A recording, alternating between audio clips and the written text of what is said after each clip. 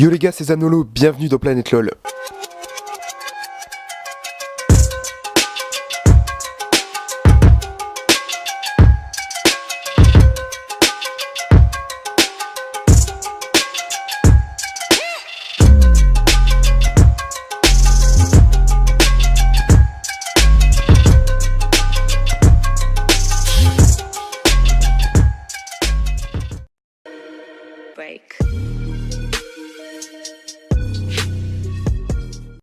Selon les votes au MSI 2017, la Team All-Star serait la suivante avec seulement les finalistes. Les deux carriers européens ont prouvé leur valeur. Sven confirme encore une fois qu'il est le seul AD carry en Europe à pouvoir tenir tête aux Coréens. Enfin, Perkz a réussi à impressionner le public avec sa performance en dominant Faker en lane plusieurs fois. Ils ne me veulent pas du bien, ils ne me veulent pas du bien. Ils font bonhomme de neige, je fais bonhomme de schéma. Ils ne me veulent pas du bien, ils ne me veulent pas du bien. Je suis sorti de la dèche, bien rose comme je n'ai que de choix. Viens on sait à la vulgarité, j'ai renoncé à la précarité. J'ai mis mes chances dans le barillet, je tirais sans jamais m'arrêter. Le MVP de cette compétition est finalement le support des SKT, Wolf, qui nous aura montré une Zyra majestueuse pendant la finale.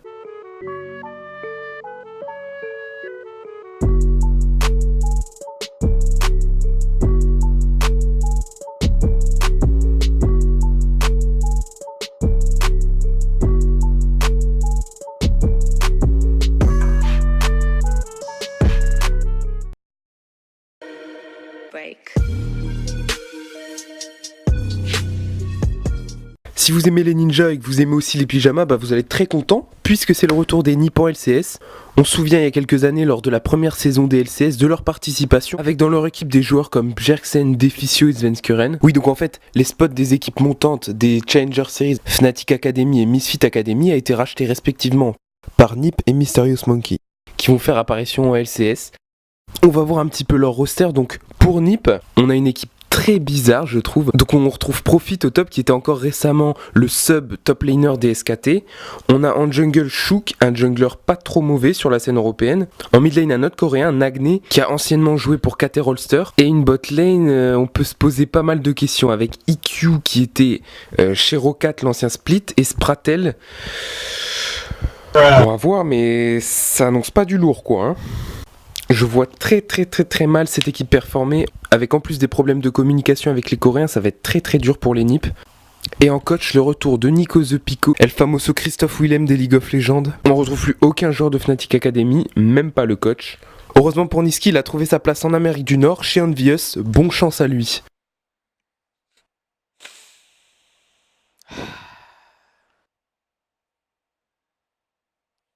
You know, 6 months.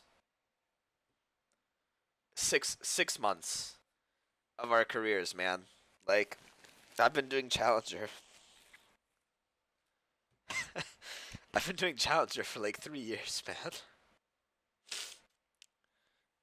Pour ce qui est du roster Furious Monkey, on se retrouve avec exactement la même line-up que les Misfit Academy avec une petite exception, c'est l'arrivée d'un nouveau jungler. Enfin nouveau c'est vite dit puisque Lamabir était avant Brad Stalker au début de chez Misfit Academy mais a dû se retirer à cause d'un ban pour toxicité. On a eu aussi l'annonce des groupes du Summer Split des LCSEU qui se dérouleront ce jeudi 1er juin, qui sont en fait les mêmes groupes que le split précédent hein. On va parler vite fait des transferts quand même. Après Upset en remplaçant pour les MSI, G2 décide de continuer à piocher dans les anciens joueurs Schalke en officialisant Lulex en tant que jungler sub.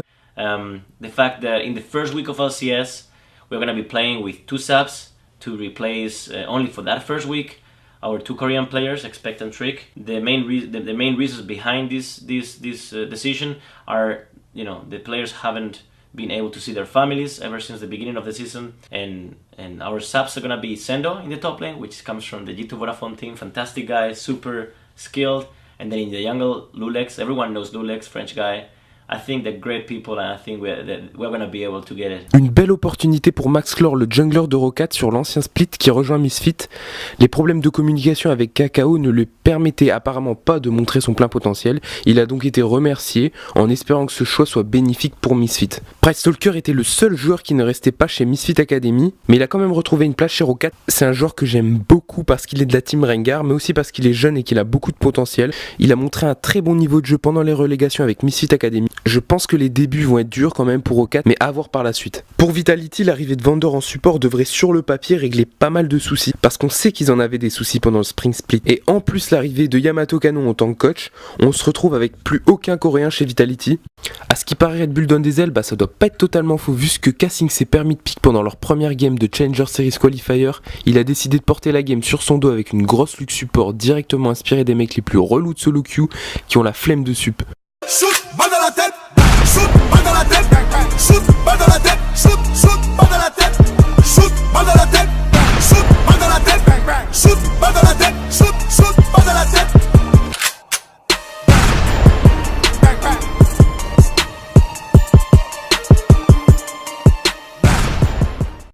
Et il a réussi puisque Red Bull s'est imposé 3-0 face à la structure française LDLC. C'est dommage pour eux. Donc ils rejoignent les Challenger Series avec l'équipe Wins and Rain, prenant la place de Millium et Kingwin.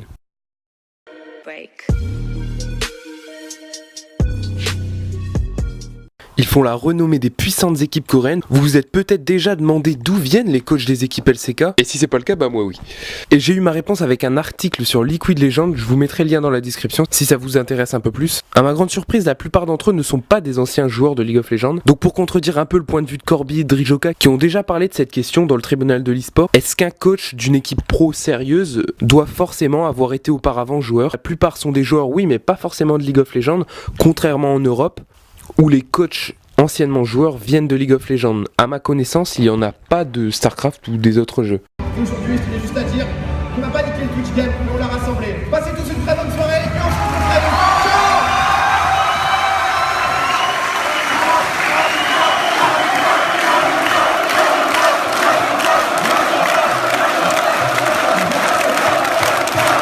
Un tournoi beaucoup plus hype que les LCS avec des joueurs 10 fois moins forts. Bah ouais, c'est le tournoi de Domingo, mon con. Le week-end dernier à Lille, on y était, c'était nous les forceurs avec la pancarte Team Gibbs. En tout cas, bien une semaine avant le tournoi, on a eu mass tone sur Twitter venant de tous les côtés. Le karma a tourné pour certains. Chap qui a sûrement trop dû l'ouvrir. Mon cher Chap, qu'est-ce que tu vas répondre à ça? Avec un jungle art stock D2, ça va être compliqué. Hein. Puisque la team Kameto, ou plutôt Gamers Origin, a remporté les 10 000 € sans trop de soucis d'après Sardoche, puisqu'il a quand même dit qu'avec 2 gold de 5, Gamers Origin aurait eu le même résultat.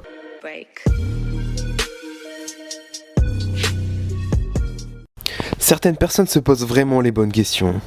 Ce moment où t'es un OTP et que t'as pas l'habitude de jouer d'autres champions à part Fiddlestick, Evelyn et Shyvana, pour vous mettre dans le contexte, c'était un snap pris sur scène juste avant que le match commence.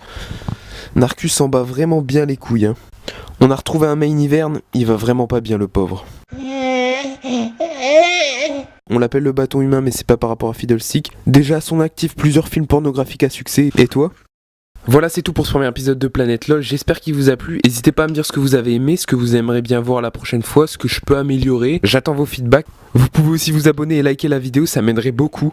Et aussi mon Twitter, @elzanolo. Je vous dis à la prochaine les gars, Q+.